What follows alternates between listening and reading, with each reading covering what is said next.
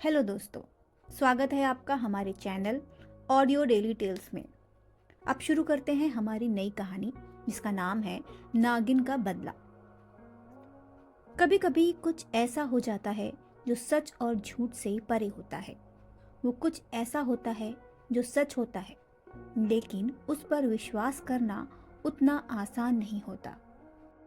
ये कहानी विशाल की है, जो कुंभ मेले में घूमने गया है। वो कुंभ के मेले की भीड़ में अपने दोस्तों के साथ घूम रहा था। तभी अचानक उसकी नजर एक लड़की पर पड़ती है। वो लड़की बेहद खूबसूरत थी। उसकी आंखों में गहराई और चेहरे पर एक रहस्यमयी सी चमक थी। विशाल ने उसे देखा तो देखता ही रह गया। अब पूरे मेले में विशाल को बस एक ही चेहरे की तलाश थी। विशाल की नजर उस लड़की पर कई बार पड़ती है, लेकिन हर बार वो लड़की भीड़ में गायब हो जाती है। दोनों के बीच ये आंख मिचोली का खेल कई देर तक चलता रहा। विशाल उस लड़की की खूबसूरती में दीवाना सा हो गया था। उसे बस उस लड़की से बात करनी थी। वो लड़की भी विशाल के सामने आती और गायब हो जाती। ऐसा लग रहा था वो उसे जानबूझकर परेशान कर रही थी। ऐसे ही 2-4 दिन बीत गए। उन दोनों के बीच आंख मिचोली का खेल चलता रहा। एक दिन विशाल ने हिम्मत करके उस लड़की का पीछा किया और उसे एक सुनसान घाट पर खड़ा पाया। विशाल ने उस लड़की से पूछा, तुम कौन हो और हर बार कहाँ गायब हो जाती हो और क्यों गायब हो जाती हो? तुमको पता है ना, मेरी आंखें तुमको खोजती रहती हैं। लड़की ने गहरी निगाहों से उसे देखा और कहा, मैं वो हूँ जिससे तुम्हारा सामना होना तय था। ये नियति का लिखा है जिसे तुम भी नहीं मिटा सकते। विशाल ने कहा, मैं कुछ समझा नहीं, तुम कहना क्या चाहती हो? उस लड़की की आंखों में अजीब सा जुनून था, जिसे देखकर विशाल एक पल को डर गया। लड़की ने कहा, डर लग रहा है ना? डर लगना भी चाहिए, क्योंकि तुम्हारी जिंदगी का सबसे बुरा वक्त अब शुरू हो चुका है। विशाल के माथे पर पसीना था। उसने हकलाते हुए पूछा, मैंने मैंने तुम्हारा क्या बिगाड़ा है? ये सब तुम क्या बोल रही हो? हम तो पहली बार मिल रहे हैं ना? लड़की ने ठंडी आवाज में कहा, पहली बार नहीं, हम पहली बार नहीं मिल रहे। तुम कातिल हो मेरे प्यार के। विशाल कांपते हुए बोला, ये क्या बोल रही हो? नागिन ने एक सांस में ही आगे बोला, हाँ, तुमने मेरे नाक को मारा है। मैं एक इच्छाधारी नागिन हूँ और मैं यहाँ तुमसे बदला लेने आई हूँ। विशाल ये सुनकर हैरान रह गया। उसने कहा, तुम्हें जरूर कोई गलतफहमी हुई है। मैं किसी को नहीं मार सकता। विशाल का ये कहना ही था कि नागिन ने विशाल का गला पकड़ के उसे हवा में टांग दिया। अंधेरा सा हो गया, बिजली कड़कने लगी। तभी अंधेरे से एक अघोरी बाबा प्रकट हुए। उन्होंने नागिन को रोका और कहा, रुको नागिन, तुमसे भूल हो रही है। विशाल तुम्हारे नाक का हत्यारा नहीं है। नागिन ने बाबा की ओर गुस्से से देखा और कहा, झूठ मत बोलो, यही है वो जिसने मेरे प्यार की हत्या की है। इसका चेहरा मैं कभी नहीं भूल सकती।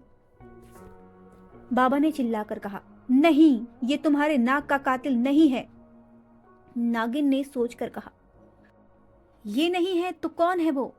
बाबा ने कहा, तुम्हारे नाक का असली हत्यारा विशाल का जुड़वा भाई वरुण है। विशाल तो तुम्हारे नाक का ही पुनर्जन्म है। ये सुनकर नागिन हैरान रह गई। उसने विशाल को छोड़ दिया और उसके चेहरे के एक्सप्रेशन बदल गए। उसने बाबा से कहा, मैं तुम्हारी ये बात का यकीन कैसे करूं? तभी बाबा ने अपने चमत्कार से कुछ ऐसा किया कि विशाल के माथे पर नाग मणि चमक गई, जो सिर्फ एक नाग के माथे पर ही हो सकती है। ये देखकर नागिन की आंखों में आंसू आ गए। उसने विशाल को देखा और कहा, तुम सचमुच मेरे नाग हो। मुझे माफ कर दो, मैंने तुम्हें गलत समझा। बाबा ने कहा, अगर तुम विशाल को वापस अपने नाग के रूप में देखना चाहती हो तो मैं तुम्हारी ये इच्छा पूरी कर सकता हूँ। नागिन ने खुश होते हुए कहा, क्या ऐसा हो सकता है क्या?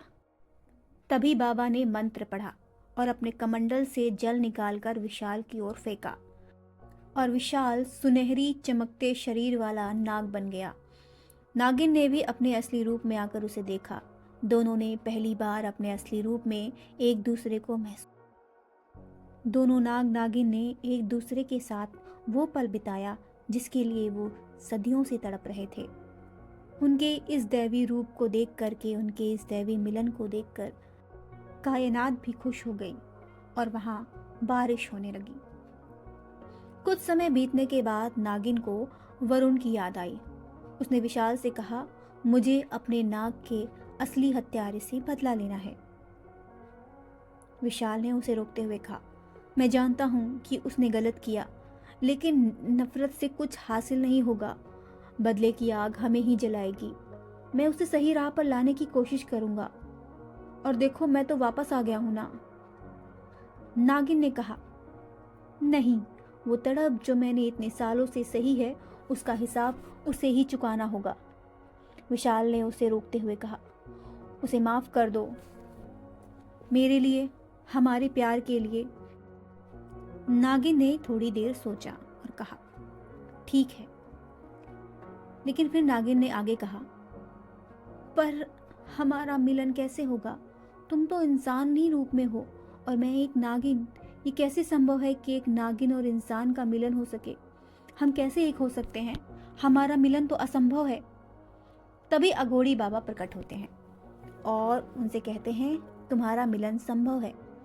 और दोनों को आशीर्वाद देते हुए कहते हैं, तुम्हारे प्रेम और समझदारी से नफरत का अंत होगा। तुम्हारे प्रेम की मिसाल सदियों तक याद रखी जाएगी और तुम्हारा प्यार भी सदियों तक अमर रहेगा। तुम दोनों का ये रिश्ता युगों युगों तक अमर है। बाबा के आशीर्वाद से नागिन भी अचानक इंसानी रूप में बदल गई।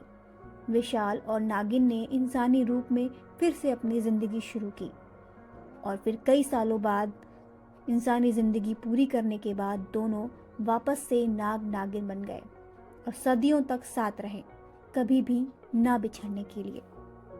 तो दोस्तों, यही खत्म होती है हमारी ये कहानी। कैसी लगी आपको ये कहानी? अगर आपको ये कहानी पसंद आई तो इस कहानी को शेयर करें और लाइक करें। साथ ही हमारे चैनल को सब्सक्राइब करना मत भूलें ताकि इसी तरह की अच्छी कहानियाँ हम आपको सुनाते रहें।